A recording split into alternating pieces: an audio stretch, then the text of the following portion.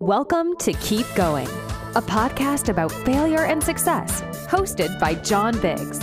Every week, we talk to an amazing person about a time they failed and what they learned. And remember, when you're going through hell, keep going. Back to Keep Going, a podcast about success and failure. I'm John Biggs. Today we have Chantal Shakila Tyagi, founder of Tyagi, which is a creative production and artist consultancy. The website is amazing. I just popped by. You have some amazing photos and really nice work.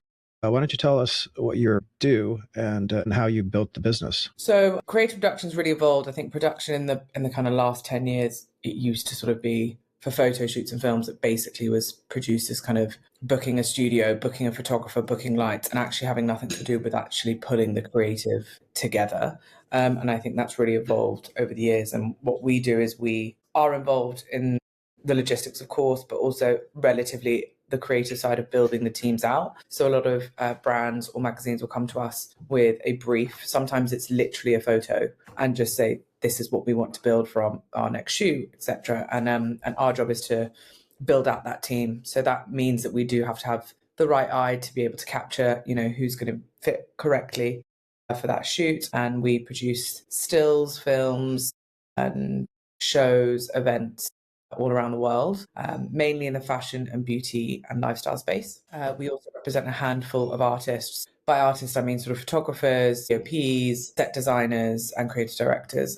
So we represent their sort of careers. And we have offices in London, LA, and Mumbai. So it's like a creative agency and like a creative group in a box, right? So I don't know, a magazine needs an event and a photo shoot, and they don't have folks in house, and you guys would sort of like outsource that sort of thing. Exactly, yeah. We work three ways anyway. So sometimes a brand will give us the whole shoot and say, just do this. And then we have sort of a hybrid service where we work with the in-house teams. So they might take control of casting and some of the elements of a job, and then we would handle the rest of it. And then the last thing is we have another hybrid model where a Tyagi producer almost sits in-house with a brand, sort of a little bit longer term, like a freelancer, but with the power of the infrastructure of a production company behind them. So I talk to a lot of creatives, and it feels like there's sort of a desolation right now, right? I mean, anybody can produce their Instagram reel, get their ring light, get it all set up and ready to go. Obviously, the quality is evident in what you all do, but how do you convince a world that's kind of gone DIY art that experts are still needed? It's a really interesting question. I think it's like how when Instagram grew, people were worried that we wouldn't need magazines anymore. Mm-hmm. I think it's the same when people are worried about AI. Will all our shoots be produced by AI? I think people always want, I guess, the real thing. They will always want to outsource to someone who's best in class. Even essentially that's what producers do. Are like conductors of a shoot. We have an orchestra, which is our crew, and we're in charge of sort of 50 different roles, and we have to find the best people for that job. If we wanted to cut corners, we could just say, oh, well, we'll do the set design ourselves. We don't know much about set design, or we'll do the makeup ourselves to cut those corners. And I think eventually it kind of all comes out in the wash. I think people realize there is a reason people are trained in those areas. So I think that always shines through, and the quality of the work shines through. And so people realize what we're capable of from our portfolios. And you're not worried about the ability of AI to, like, again, these are the question is assuming a misunderstanding of the art in general, but the idea that I can create some kind of, I don't know, talking head for myself almost instantaneously that can be in different poses and can wear different clothes, that sort of thing. Mm-hmm. Are you guys going to embrace that? Are you going to use that? Or what's your opinion on all these new tools? H&M, I think actually unveiled a set of AI models that will be working on their shoots. I think it's upset quite a lot of their relationships with model agencies, etc., and photographers. I think it's something you have to lean into. I think if you try to pretend it doesn't exist, that's where you get left behind somewhat. I don't see it taking over our jobs. I do see us potentially, a brand might want to do an AI special, and we work with an AI artist perhaps to build out a shoot as an example, but I'm not sure that that's going to be the done thing. As I said, it's the same principle where people thought that now we have digital shoots. No one's going to buy magazines. Mhm. People Mhm. love magazines, so people are still going to want real models and the real thing. I think we just need to learn to work with it the same way. I think it will come into play quite a lot with post-production. I think that really helps. That element of it is brilliant. We can't afford to get out to a beautiful beach, so we'll AI it. That as it evolves could be brilliant and cost effective, but I don't see all of our shoots being taken over by building AI models. I've after being in journalism for so many years, I'm kind of like a little bit cynical about that. But I suppose, like I said, guys are creating art, whereas I'm kind of like, I don't know, blasting out podcasts and writing blog posts about, I don't know, 3D printers. So a little different, I Yeah, suppose. I mean, I think the writing side's different. You've got ChatGPT, journalism. I think a lot of people, I mean, not even just journalism, I think actually just day-to-day working life, people are forgetting how to use their brain because they're just writing the email with ChatGPT. Mhm. I think that's probably a different conversation. I think, yes, that will very much be integrated into the world, into our life. It's on our phones and now it's everywhere. So in that model, yes, I do think that it's very much a part of our world and what we do. But in terms of all of our shoots becoming AI, I just think that will always be, that authenticity will always be needed. Tell me about building the agency. Was it always a sure thing for you? Did you start out knowing that you would end up in 3 headquarters, that sort of thing? No, honestly, it was accidentally. I sort of was in fashion and production over the years anyway, and I worked in a boutique agency, and I went freelance for a period just to honestly have a break, and it just built its own momentum. I started getting shoots with Porter Magazine offered me my first shoot with Rosamund Pike and one with Claire Foy, and as that grew and sort of as I was working with big talent, I just thought, well, I better make it a limited company, more so just to protect myself, not to build anything. And my first big opportunity came with the Balmain campaign, which was a huge worldwide campaign, which was honestly just right place, right time. And I produced that shoot with Dan Bellew. And that from there we grew. And from there we had, I took on an assistant, and then the team grew, and our traction grew. And before I knew it, we couldn't not be a company anymore. So I wouldn't say I set out to do it. I sort of leaned into it because we were here. And then the offices came naturally just due to, I guess, right place, right time. We have a lot of work over in America, and New York for me felt quite saturated from production companies. And it wasn't also somewhere that I particularly wanted to spend a lot of my time. So the opportunity came up to open LA. One of our team members who was already here in England was very keen to go out there. So it all worked itself out quite nicely. And then India, we opened year before actually. And then that was just because, I am Indian, but also we have a lot of Indian clients, and the luxury market really is moving that way. And we found so many Western brands wanting to open up in the Indian market. And where we come in is essentially being that middleman of understanding both markets and actually how to enter that. What did it take to go from basically a shooter to somebody who's creating for 1 or 2 clients into a larger company? And how do you manage folks who have your same artistic temperament? I think we're actually a very small business internally, and I actually think people don't realize that. I think they see the big brands, the big names, and then the offices, and assume that we have a huge army behind us. But honestly, I always kept it tight.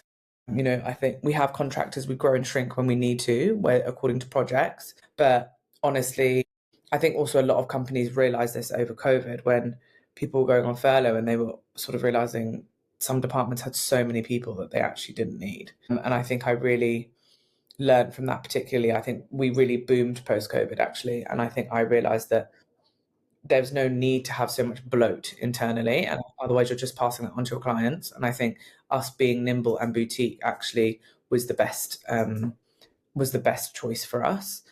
And in terms of managing the teams, we have a small internal team who are brilliant, and we honestly we do a lot of meetings, we interview a lot of the partners we work with, because we can't be putting people forward to clients, esteemed clients, without almost vetting them before. So we always make sure that we know who we're working with and their temperaments. Interesting. So what would the one piece of advice that you would give somebody like yourself a couple of years ago before you built the business out, and somebody who wants to build a business like this? I think it's knowing that you're not necessarily going to do what you set out to do. I think I loved production. I love producing shoots. I very rarely produce shoots now. I do contracts, I do meetings, I do sales, I do sort of the top side of things.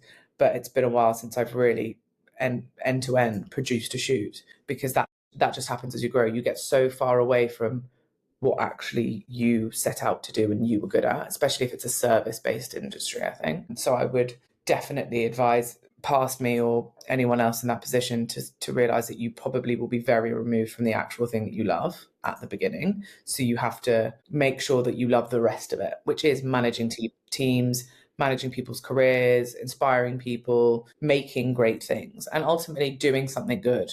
There's no point going into business unless you're better than someone else or you're offering an alternative. Otherwise, there's just more of. And I just really believe that you should also be doing some good with whatever you're doing. You know, we make sure that we always work with the underdog. We support the underdogs. We always bring in new talent to work with huge talent to give them opportunities. And that's something that's really important to us when we art buy and when we look at building teams out, because we are lucky enough to be in those positions to offer out work. And I think it's really important to make sure that you look hard on who you offer the work out to. Do you like being an operator in that respect? I mean, the difference between like a photographer / operator, right? You're handling billing, you're handling hiring, you're handling contracts, all that stuff. Do you like that? Or is that part of is that an unwanted part of this whole thing? I'm just trying I love that part. Okay. I think, you know, as a producer, you have to be organized and you have to like dotting the I's and crossing the T's. And that does include the billing, the contracts, the making sure that all of those things are done. And there is such a huge sense of accomplishment when a massive shoot is pulled off. Very thankless job. So you need to definitely be thick-skinned enough and know very much that people are only going to come to you when something goes wrong. But when it goes right, it's like, well, that was your job. But when you actually complete something, and your team, it's an amazing feeling. And actually that makes all the contracts and all the admin worth it. Yeah, I mean, I think what I'm getting at is I think there's a certain, like a wedding photographer or even like a